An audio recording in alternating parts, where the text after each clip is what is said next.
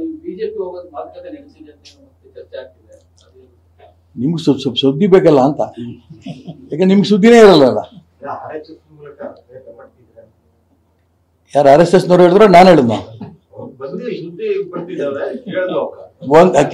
ಕೇಳಪ್ಪ. ನಾನು ತುಂಬಾ ಸ್ಪಷ್ಟವಾಗಿ ನಿಮ್ಗೆ ಹೇಳ್ತೇನೆ, ಅನೇಕರು ಬಂದು ನನಗೆ ಮಾತಾಡಿಸ್ತಾ ಇದ್ದಾರೆ, ಇಲ್ಲ ಅಂತಲ್ಲ. ಯಾವ ಉದ್ದೇಶಕ್ಕೆ ನಾನು ಲೋಕಸಭೆ ಚುನಾವಣೆ ನಿಂತೆ? ನಾನು ಗೆಲ್ಲಬೇಕು ಅಂತಲ್ಲ. ನಾನು ಹಂಗೆ ಗೆಲ್ಲಬೇಕು ಅಂತ ಇದ್ರೆ ಕೇಂದ್ರದ ಸುದ್ದಿ ಬಂತಲ್ಲ, MLA ನಿಲ್ಬೇಡಿ ಅಂತ. ಆಗಲೇ ನಾನು ಈ ವೈಯಕ್ತಿಕ ಇಂಡಿಪೆಂಡೆಂಟ್ ನಿಲ್ತಿದ್ದೆ. ನನ್ನ ಉದ್ದೇಶ ಅದಲ್ಲ. ನನಗೆ ಈ ಪಕ್ಷ MLA ಮಾಡಿದ್ದಿಂದ ಹಿಡಿದು ಅನೇಕ ಇಲಾಖೆಗಳು ಮಂತ್ರಿ ಮಾಡಿ, ಮುಖ್ಯಮಂತ್ರಿ ಮಾಡಿ, ರಾಜ್ಯದ ಬಿಜೆಪಿ ಅಧ್ಯಕ್ಷ ಮಾಡಿ, ಯುವ ಮೋರ್ಚಾ ಅಧ್ಯಕ್ಷರು ಮಾಡಿ, ಸೆಂಟ್ರಲ್ ಸಿಲ್ ಬೋರ್ಡ್ ಮಾಡಿ, ಬೇಕಾದಷ್ಟು ನನಗೆ ಏನು ಪದವಿಗಳು ಕೊಟ್ಟಿದೆ. ನಾನು ಮತ್ತೇನೋ ಒಂದು ಸ್ಥಾನ ತಗೊಂಡು ಕುತ್ಕೋಬೋದಿತ್ತು. ಅನೇಕರು ರಾಜ್ಯಪಾಲರು ಮಾಡ್ತಾರಂತೆ, ಹಂಗಂತ. ನಾನು ಈ ಪಕ್ಷ ಹಾಳಾಗಿದ್ದು ಕಣ್ಣಿಂದ ನೋಡಕ್ ಆಗ್ತಾ ಇಲ್ಲ. ಇದು ಋಣ ತೀರಿಸಬೇಕು ಅನ್ನೋದಕ್ಕೋಸ್ಕರನೇ ನಾನು ಚುನಾವಣೆ ಸ್ಪರ್ಧೆ ಮಾಡಿದ್ದು. ಹೊಂದಾಣಿಕೆ ರಾಜಕಾರಣ ಭಾರತೀಯ ಜನತಾ ಪಾರ್ಟಿ ನನ್ನ ಜೀವನದಲ್ಲಿ ನಾನು ಕಂಡಿರಲಿಲ್ಲ. ಸ್ವತಃ KPCC ಅಧ್ಯಕ್ಷರು ಶಿವಕುಮಾರ್ ನಾಚಿಕೆ ಇಲ್ಲದೆ ಹೇಳ್ತಾರೆ, ನನ್ನ ಭಿಕ್ಷೆಯಿಂದ ನೀನು ಗೆದ್ದೆ ಅಂತ ಹೇಳ್ತಾ ಇದ್ದಾರೆ. ಭಿಕ್ಷೆ ಕೊಡ್ಬೇಕಾದ್ರೆ ವಾಪಸ್ ಏನ್ ಭಿಕ್ಷೆ ತಗೊಂಡಿದ್ದೆ ನೀನು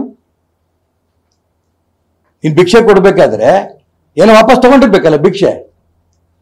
ವಿಜೇಂದ್ರಂದ ಏನ್ ಭಿಕ್ಷೆ ತಗೊಂಡಿದ್ದೆ ನೀನು ಹೇಳಿ ಅನೌನ್ಸ್ ಮಾಡಾದ್ರೆ. ಈಗ ಆ ಭಿಕ್ಷೆ ಕೊಟ್ಟಿದ್ರು, ಹೊಂದಾಣಿಕೆ ಆಗಿತ್ತು, ಇದು ಸುಳ್ಳು ಅಂತ ವಿಜೇಂದ್ರನೂ ಹೇಳಲಿಲ್ಲ.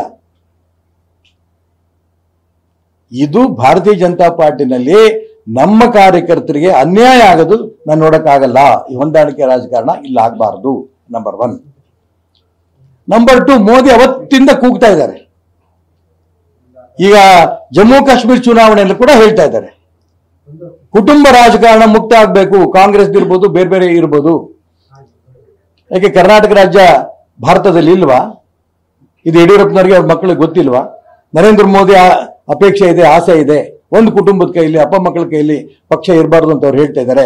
ನಾವು ಖಂಡಿತ ನನ್ನ ಮಗನ ಇನ್ನೊಬ್ಬ ಮಗನ MLA ಮಾಡಲ್ಲ ಮತ್ತು ಯಾವುದೇ ಕಾರಣಕ್ಕೂ ರಾಜ್ಯಾಧ್ಯಕ್ಷ ಮಾಡಲ್ಲ ಅಂತ ಹಠ ಹಿಡ್ ಕೂತ್ಕೋಬೇಕಿತ್ತಲ್ವಾ? ವಿಜೇಂದ್ರ 10 ಸರಿ ಡೆಲ್ಲಿ ಹೋಗಿ ಹೋಗಿ ಹೋಗಿ ಕೇಂದ್ರ ನಾಯಕರ ತಲೆ ತಿಂದು ರಾಜ್ಯಾಧ್ಯಕ್ಷರಾದ್ರು. ಯಾಕೆ ಬೇರೆ ಇರ್ಲಿಲ್ಲ ಯಾರು?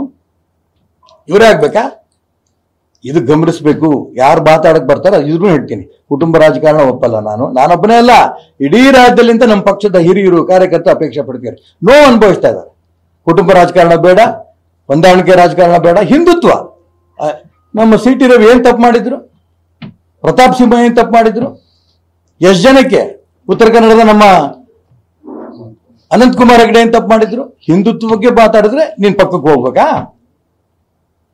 ಹಿಂದುತ್ವದ ಆಧಾರದ ಮೇಲೆ ಈ ಪಾರ್ಟಿ ದೇಶದಲ್ಲಿ ಬೆಳೀತಾ ಇರೋದು, ಯಾವುದೇ ಜಾತಿ ಮೇಲೆಲ್ಲ, ಉಪಜಾತಿ ಮೇಲೆಲ್ಲ. ಅಹಿಂದುತ್ವ ಉಳಿಬೇಕು, ಈ ಚರ್ಚೆ ಆಗ್ಬೇಕು. 4ನೇದು, ತನಗೆ ಬೇಕಾದವರು ಸುತ್ತಲೂ ಯಾರು ಸುತ್ತಿದ್ದಾರೋ ಅವ್ರಿಗೆ ಸ್ಥಾನಮಾನಗಳು.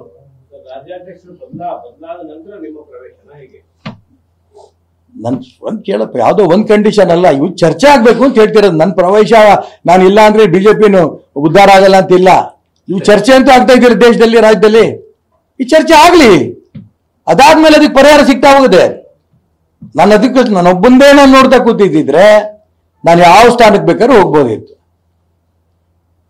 ಅದಕ್ಕೆ ಹೇಳ್ತಿರೋದು, ನಾನು ಈ ಪಕ್ಷದ ಋಣ ತೀರಿಸೋದಕ್ಕೋಸ್ಕರ ಚುನಾವಣೆ ಸ್ಪರ್ಧೆ ಮಾಡಿದ್ದೇನೆ. ಈ ಪಕ್ಷದಲ್ಲಿ ಆಗ್ತಾ ಇರೋಂಥ ಶುದ್ಧೀಕರಣ ಆಗ್ಬೇಕು ಅನ್ನೋದಕ್ಕೂ ಚುನಾವಣೆ ನಿಂತಿದ್ದೇನೆ. ಅದು ಚರ್ಚೆ ಆಗ್ಲಿ, ಆಮೇಲೆ ಹೋಗಬೇಕು ಬೇಡ ಆಮೇಲೆ ತೀರ್ಮಾನ ಮಾಡ್ತೀನಿ.